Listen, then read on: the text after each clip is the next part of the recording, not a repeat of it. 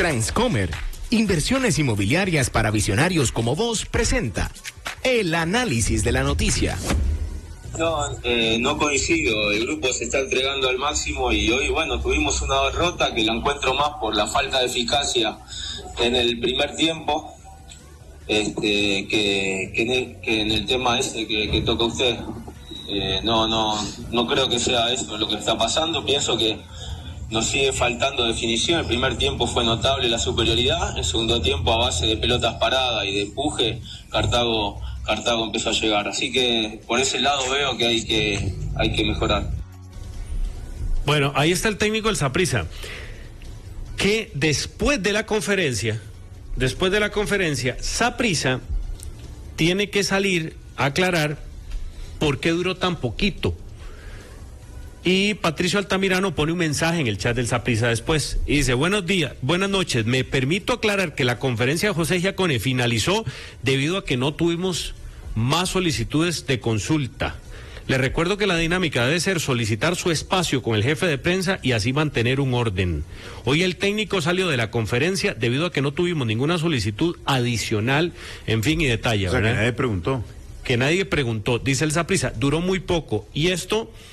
Lo futbolístico, lo que se vio en cancha, termina complementándose con el ruido que genera Jefferson Brenes cuando en FUTV pues lanza una crítica a algunos de sus compañeros en los medios de comunicación.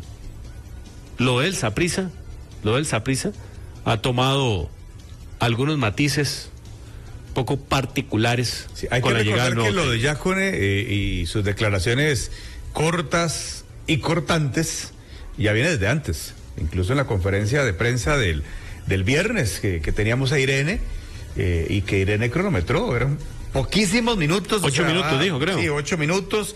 Entonces también es pues una tónica de Giacone, que Giacone en general no es un tipo además que se alargue mucho, ¿verdad? Que sea muy explícito en las explicaciones futbolísticas o del partido, pero obviamente ahora estamos viendo una versión todavía más reducida y yo creo que pues con una razón lógica, o sea, los resultados y la situación no lo hacen a él pues querer explayarse demasiado. No me parece que sea maleducado, o sea, yo creo que nada más está siendo muy cortante y muy corto. Yo pienso aquí para pasársela también a Tomás con el tema que le gusta, y que al final todo versa sobre lo futbolístico, ¿verdad? Saprissa está pasando por un momento que no es sencillo a nivel futbolístico. Saprissa no levanta su nivel futbolístico. Incluso muchas veces yo digo que cuando lo colectivo no está funcionando, te puede aparecer una individualidad por ahí que te tire el mecate y que te ayude un poquitito y que jale al grupo. Tampoco aparece eso en Saprissa. Yo no lo vi jugar bien al Saprissa ante Cartaginés. Me parece que el empate era como sacar petróleo por el poco fútbol que yo le vi al Saprissa. Sin embargo, al final ni el empate logra. Ahora creo que fue meritorio el triunfo de Cartaginés y eso hace que se vuelva muy difícil manejar el asunto hacia afuera, ¿verdad? ¿Por qué? Porque me parece que Jefferson Brenes le da carnita al periodista, le da definitivamente carne a los medios de comunicación, le da carnita a los programas, pero sí creo que tal vez no es la forma más adecuada de expresarse fuera del camerino. Y luego lo de Giacone sí, a mí tampoy me extraña. Pero ¿sabes que Jefferson es que en general tiene una forma de hablar muy... él normalmente se sale. Sí, yo voy a agregar algo de lo de Jefferson, nada más para escucharte, Tomás.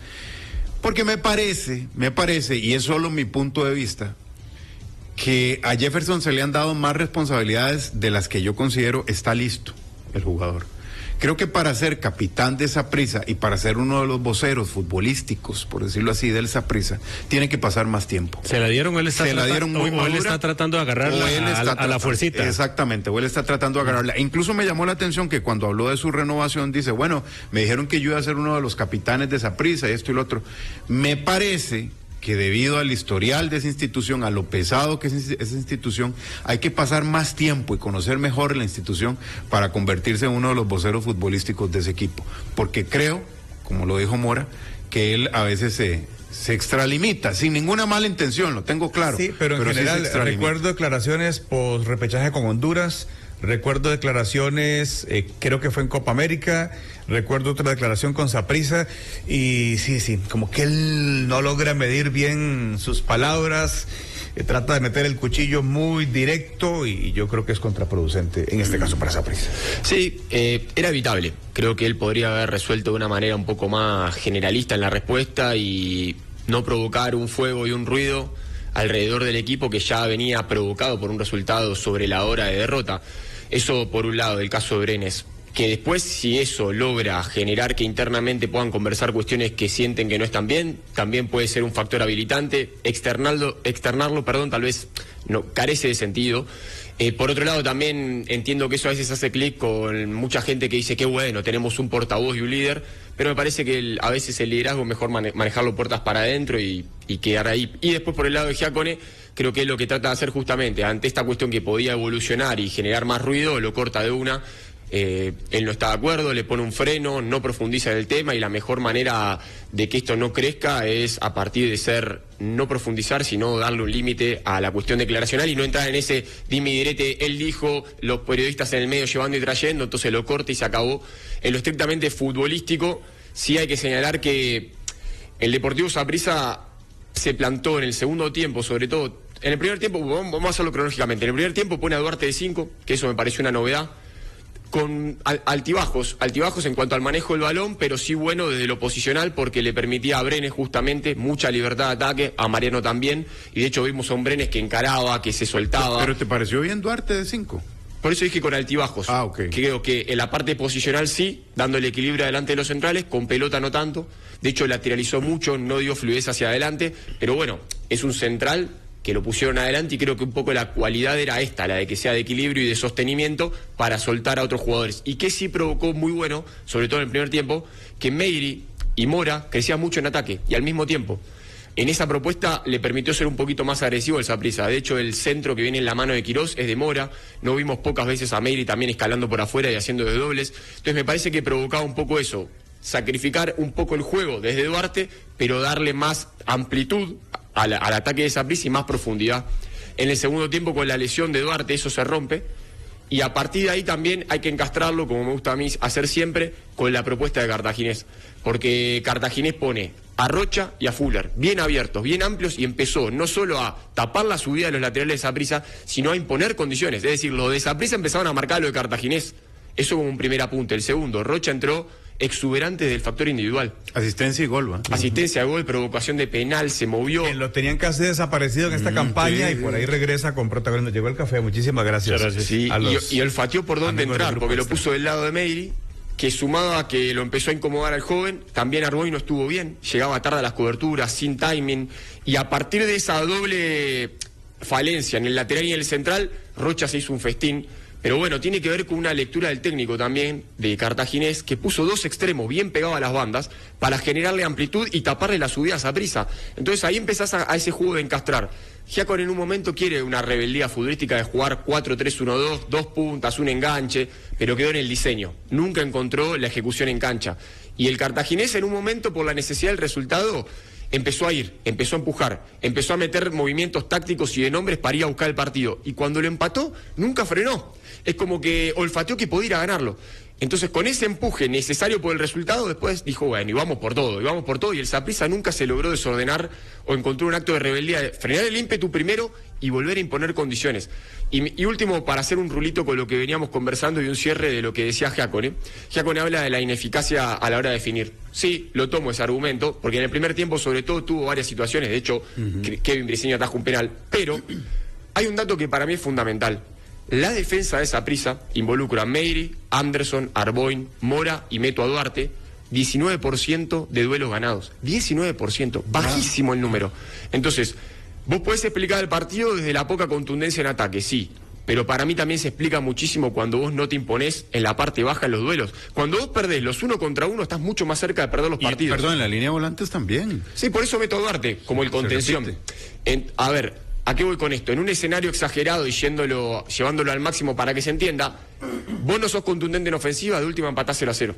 Pero cuando vos ganás menos de un duelo cada 5 que disputás en cancha, estás muy lejos de ganar los partidos. Entonces vos podés errar mucho, sí, pero fuiste muy permeable. Que ahí es donde entras, Tomás, también en el análisis de si pasa por el estado de forma. Cuando hablas de los duelos individuales en defensa, en el Saprissa, entras a cuestionar si pasa por planificación, si pasa por un tema de llevar el papel a la cancha en buena ejecución, o si pasa mucho por el momento de los jugadores. Todo. Porque yo te voy a decir una cosa, o sea, y aquí lo hemos hablado muchas veces.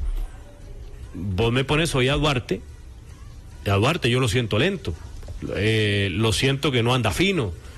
Con Kendall igual. De hecho, a Kendall vos lo ves en los últimos partidos y Kendall no es incluso el jugador autoritario que te gana los duelos aéreos con la solvencia que te los ganaba en otros episodios. Y así podemos empezar a meternos, o sea, si hablamos meramente del aparato defensivo del Saprissa, pero sí podemos empezar a ahondar individualmente una serie de jugadores del Saprissa, en donde llegas a la conclusión de que en el Saprissa hay muchos futbolistas que no andan bien. Sí, Monte, puedes entrar todo el tiempo en ese ida y vuelta. Individual, colectivo, colectivo, individual. Individual, los nombres propios que empezás a señalar, que no están en su mejor versión, son varios y al mismo tiempo. Cuando tenés muchos jugadores al mismo tiempo no jugando bien, eso impacta en el colectivo. Voy de vuelta al colectivo. También es verdad que vos podés resolver a veces falencias individuales de, por ejemplo, la sincronicidad en defensa. Y aquí voy con esto, lo voy a concretar aún más. Meiri en un momento era desbordado por afuera, por adentro, por Rocha, y Arboy llegaba tarde a la cobertura, o llegaba a destiempo, o llegaba a tiempo, pero lo hacía mal en la posición corporal. El 5 tampoco se metía, que era Salas. Entonces podemos hablar de cómo lo individual impacta en el equipo y en el equipo tampoco resuelve los factores individuales. Y podemos seguir abriendo el lente. Involucra a todo el equipo. Tampoco la presión de Saprissa, esa que quiere Giacone muchas veces alta, intensa, se mantiene. Y ahí entra la parte física. Es muy difícil, si vos estás mal físicamente, sostener durante, no digo 90, pero 60 minutos por lo menos, 30 por tiempo, una presión alta, intensa, triunfadora, porque muchas veces se piensa presionar alto con poner el equipo arriba. Muchas veces se piensa presionar alto con poner el equipo arriba y tapar salida. No. Además de eso tenés que ganar cuando la pelota entra en disputa. Entonces se anuda eso de que no empiezan a aparecer ni los triunfos en las disputas, ni un bloque alto presionante constante. Bueno, y ahí eso también impacta en la defensa. Por eso podemos entrar todo el tiempo en una cuestión que es multifactorial y de compleja resolución. Por eso termina siendo un tema general de Saprissa. Sí. Ni siquiera hay un punto específico para decir Saprissa está mal en un punto. Estamos hablando lo físico, que ha sido duda desde hace mucho rato. Que permea todo. O sea, lo físico termina permeando todo. Y luego estás hablando de un rendimiento individual que también termina haciendo llover en lo colectivo. Porque si en lo individual no estás bien, hay equipos caminando ahí, a veces sí, a veces no, que con un futbolista que marque diferencia individual van para adelante. Sí, pero sí, hoy Mariano está lejos, hoy Yabón está lejos, hoy Ariel no pasa su mejor momento, hoy Waston no es el mismo de siempre, Jefferson intenta sacar la cara, pero creo que sigue siendo el Jefferson pues normal, de buen rendimiento, pero en general lo de Saprissa son varios puntos o varios apuntes que aquí me da la impresión que solo tienen un punto para una salida positiva, que es que Giacone encuentre la estrategia, la forma en lo colectivo bajo estas circunstancias de cómo el equipo salga adelante. Y el salir adelante difícilmente saca un muy buen fútbol. Porque yo no he visto un equipo que esté mal en muchos factores y de un día a otro empieza a caminar de forma sólida. O que haga las que hizo Saprissa en aquel torneo que gana con Mauricio Wright, que con todo respeto para Mauricio, no era un Saprissa que digamos era agradable a los ojos y que sin embargo quedó campeón. Pero ustedes que son carajos tan preparados, porque el asunto está en preguntarse, entonces, ¿por qué Saprissa, el técnico claramente no era, ¿verdad? Entonces, ¿por qué Saprissa sigue sin levantar cabeza? ¿Qué es lo que pasa?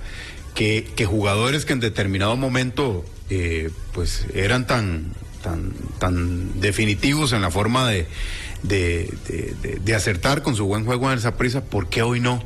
¿Qué es lo que ha pasado? Pero yo creo que Saprissa tiene que hacerse una gran pregunta, y ojo, en una etapa delicada del campeonato, que es el corte de diciembre, cuando tenés poco espacio, independientemente de lo que pase, porque sí tiene mucha razón alguna gente que está opinando aquí en redes sociales. Saprissa es muy probable que clasifique. Es muy probable que clasifique porque ahí está, y tiene un partido pendiente contra Liberia en el Edgardo Baltoano y sigue ahí asomando zona de clasificación. Pero Saprissa tiene que hacerse para mí una pregunta en diciembre, y es: jugadores del tetracampeonato del Saprissa pasan un mal momento o es que ya dieron lo que tenían que dar. Exacto.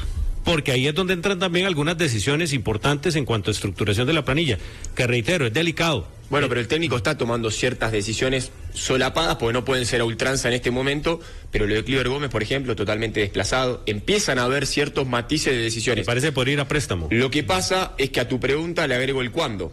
¿Es diciembre el momento? No. Con un mercado restringido, con pocas semanas con 15 días. No, y además muchos futbolistas con contrato, porque vos te sacás jugadores pero que no entonces, considerás. ¿cómo se administra eso? O sea, ¿cómo administrar Ahora el es inicio delicado del otro porque torneo? uno ve que es difícil que el técnico del Saprissa se deje en diciembre, a pesar del corte y de lo delicado, pero uno ve difícil que el técnico del Saprissa se deje jugadores que dice no voy a utilizar o no estoy considerando. Pero ojo que hay un gran detalle, porque Tavo dice, bueno, no es del técnico, no hay una mejoría, pero si es un tema, por ejemplo, el físico es paulatino para ponerlo a punto del cuadro. Sí, no se puede mejorar en 3 semanas. No se puede mejorar en 15 días, en una semana, eso es progresivo.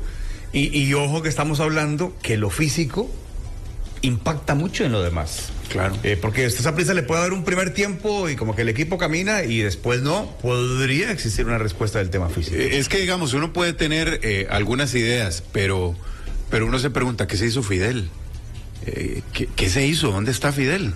El Fidel, ¿verdad? Claramente me estoy preguntando por el Fidel de hace 14 meses. ¿Qué se hizo Fidel? Que era un jugador que uno decía, ¿cómo juega en la Liga Tica? Al menos yo decía, ¿cómo juega en la Liga Tica? Que en diciembre no le vas a poder meter una pretemporada, ¿verdad? No, jamás. No. Es imposible. Más bien tienen que descansar.